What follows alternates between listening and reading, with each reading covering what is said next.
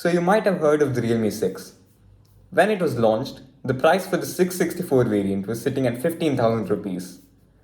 Soon after the Realme 7 launched, the price dropped by a full 2,000 rupees. All this happened in a span of 6 months. During festive time, the price dropped to 9,999 with bank discounts. So what's this year-old mid-ranger like today? Firstly, the performance. This phone is powered by the MediaTek Helio G90T and a full 6 gigs of RAM. It's also got 64 gigs of expandable UFS 2.1 storage. All this power is quite evident in Geekbench, where it scores 534 points for single core and 1671 for multi-core. All this combined to make for a phone that can stand toe to toe with phones that cost 20,000 rupees. The G90T also enables things which you don't usually see in this segment, like being able to call Google Assistant even when the screen is off. Having all this for half the price is quite the bargain, and put this next to a phone from its price, and this is anywhere from 30 to 100% faster. The 6.5-inch 90Hz display makes excellent use of all this power and is mostly smooth all the time. Whether you're just swiping through the home screen or mindlessly scrolling Twitter, the display always feels like butter. The rest of the display is nothing exceptional for this price though. 1080p in resolution with a 450 nit peak brightness and a cutout for the camera on the top left. The single bottom firing speaker doesn't do much to improve the experience either. We've seen all this before. Put this against the newer crop of phones coming with AMOLED displays, and this just doesn't hold up. Although I must note that those are only 60Hz displays. Where the Realme 6 completely embarrasses those phones is charging speeds. A year has gone by and wattages have gone up, but this phone still reigns supreme with its 30-watt charger that is included in the box. It takes less than an hour to completely fill up its 4300 mAh battery, and 0 to 70 is accomplished in a mere 30 minutes. It lasts for 2 days with the screen set to 90Hz, and screen on time is a generous 8 hours. My one gripe with the power brick is that it is kind of wide and fouls with the switch, so it never really sits flush. I haven't noticed any drop in charging speeds though.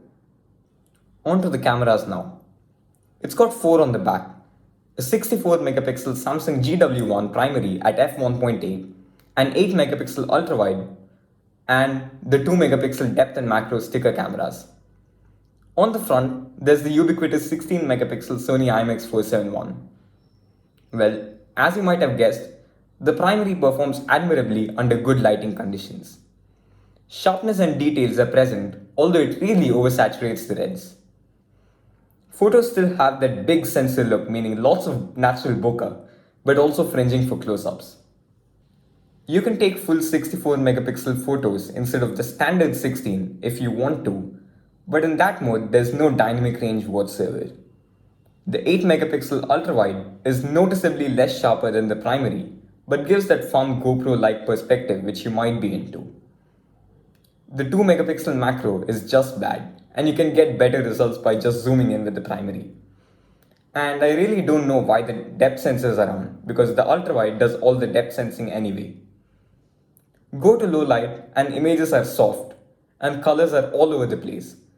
But this is par for the course for other budget phones too. This one takes some nice video too, which is capped at 4K 30fps. In fact, most of my iPad Pro video was shot on this phone. But it's also worth mentioning that it loses focus quite a bit. Selfies are where this phone messes up horribly. Dynamic range is just lacking, images and videos are soft, and the framing is a little tight too. This phone does have support for Gcam, but you really don't want to use it for anything other than those astrophotography shots or selfies to improve dynamic range, because the viewfinder is choppy as hell. Okay, that was a lot about the camera. All this is packed into a glossy plastic shell which picks up tons of fingerprints and scratches. The front is covered by Gorilla Glass 3. The phone is 9.5mm thick and weighs roughly 190 grams. The biggest con of this display has to be its non-existent oleophobic coating. It is a pain to keep the front clean, and it feels really sticky too. Yuck. And while I'm at it, the buttons aren't that clicky either. The side mounted fingerprint scanner and facial recognition are fast enough though. If I had to pick one glaring flaw, it would be Realme UI. Not in terms of the aesthetics, no. I think it is a pleasant looking skin. And if you disagree, it's Android. It takes 20 minutes to make it look the way you want. But I don't know.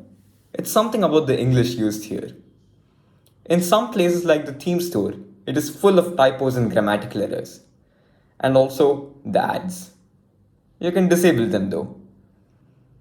The biggest flaw is its outdated software. It still runs 2019's Android 10 at a time when Android 12 is almost out. It was supposed to come out way back in January this year, but as of now, it seems like I'll have to wait longer.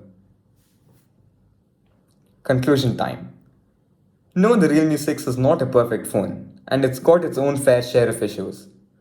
But the law of diminishing returns always comes into play, and its value proposition is where this phone really shines.